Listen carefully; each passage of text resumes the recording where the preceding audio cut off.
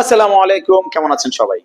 Singapore সিঙ্গাপুরটা কিন্তু আমাদের বাংলাদেশ থেকে যাওয়ার মতো বৈধ যে দেশগুলো আছে তাদের মধ্যে অন্যতম একটা দেশ। কিন্তু বর্তমানে সিঙ্গাপুর নিয়ে অনেকের ভিতরে ভুল ধারণা আছে। তারপরে কিভাবে যাবে, কিভাবে কি করবে, এই ব্যাপারগুলো নিয়ে অনেকেরই একটু সমস্যায় পড়ে। আনস্কিলে বা স্কিলের যে ব্যাপারগুলো থাকে, অ্যাসপাস, এই সবগুলো মিলে যে সিঙ্গাপুরের একটা ভুল ধারণা থাকে অনেক ভাইদের প্রতি। অনেক ভাই আমাকে মেসেজ দেয় যে ভাই, আমি এই কাজ জানি, ওই কাজ জানি, আমি সিঙ্গাপুর যেতে চাই আমার এই স্কিলের উপর। সো কিছু ব্যাপারগুলো আছে যেগুলো অনেকে বুঝে না, এই ব্যাপারগুলো ক্লিয়ার করার জন্য এবং বর্তমানে সিচুয়েশনটা আপনাদের বোঝানোর জন্য আমাদের আজকের ভিডিও। তো চলুন চলে যাই আমাদের মূল ভিডিওতে। প্রথম যেটা হচ্ছে, অনেক ভাই যে ফোন দিয়ে আমাকে বলে বা মেসেজ দিয়ে বলে যে ভাই, আমি সিঙ্গাপুর যেতে চাই, আমি তো ওয়েল্ডিং এর কাজ জানি, অমুক জায়গা থেকে ওয়েল্ডিং এর কাজ শিখছি। ভাই, আপনি যেখান থেকে কাজ শিখেন, যেখান থেকেই আপনি সার্টিফিকেট নিয়ে থাকেন না কেন, যদি সিঙ্গাপুর যেতে চান আপনি অ্যাজ এ স্কিল ওয়ার্কার হিসাবে, সেক্ষেত্রে অবশ্যই আপনার সিঙ্গাপুর ট্রেনিং সেন্টার যেগুলো আছে, যারা হচ্ছে সিঙ্গাপুরের বৈধ ট্রেনিং সেন্টার, ওখান থেকে আপনাকে ট্রেনিং নিতে হবে। তারা আপনাকে ট্রেনিং দিয়ে, তারাই আপনাকে জব দিয়ে তারা পাঠাবে।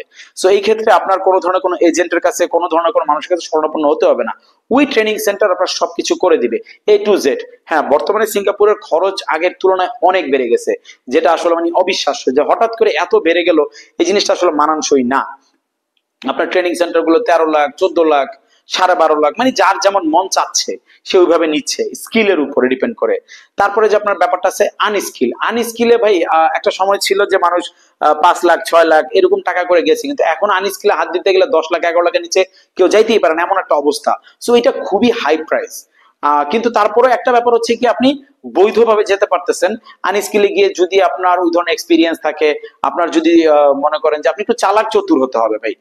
বোকা হলে দুনিয়াতে সব জায়গায় আপনার সবাই মাইরা খাবে। চালাক চতুর যদি হন, আপনি ওখানে কাজের ফাঁকে ফাঁকে নিজে চাইলে স্কিল করতে পারবেন। সো এখানে একটা অপরচুনিটি থাকে।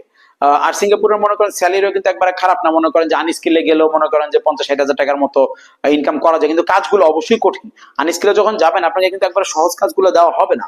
আপনার যদি কোনো ধরনের কোনো কাজের অভিজ্ঞতা থাকে, হয়তো বা ওটার উপরে আপনাকে কাজ দেওয়া হতে পারে, তারপর আনস্কিলে কিন্তু কাজগুলো হয় কঠিন আনস্কিলে গেলে। সো এই ক্ষেত্রে আপনি স্কিল করে নিতে পারলে আপনার জন্য অনেক সুবিধা আছে। তারপর অ্যাসপাসের যে ব্যাপারটা থাকে, অ্যাসপাস আপনি ওখানে যান, গিয়ে আপনি মনে করেন যে স্কিল করেন, স্কিল করে দেশে এসে তারপরে আপনি আবার যান। সো এটা কিন্তু ভালো একটা সুবিধা।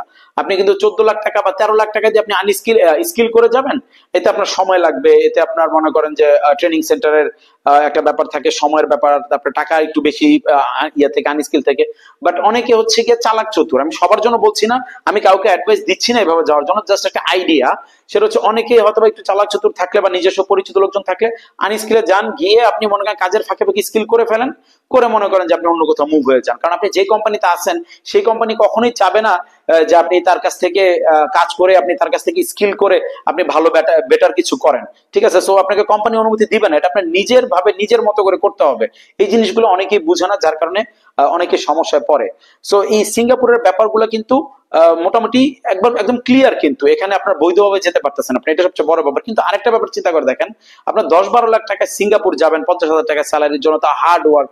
এর থেকে ভালো কিন্তু আপনি যদি মনে করেন যে এই টাকা খরচ করে, যদি আমি বলছি যদি আপনি ইউরোপের বা অন্য কোনো ভালো কান্ট্রিতে যদি যেতে পারেন, বা অন্য কোনো ভালো অপশন যদি আপনি টাকার মধ্যে পান, তাহলে আপনি ওটা দেখতে পারেন। কারণ সিঙ্গাপুরে হার্ড ওয়ার্ক, এরপর ইনকামটা আপনার আনস্কিলে কম, সো টাকার পরিমাণ অনেক বেশি। আর অনেকের হচ্ছে না কোনো অপশন নাই, আমি সিঙ্গাপুরে যাব, সেই ক্ষেত্রে হচ্ছে আলাদা ব্যাপার।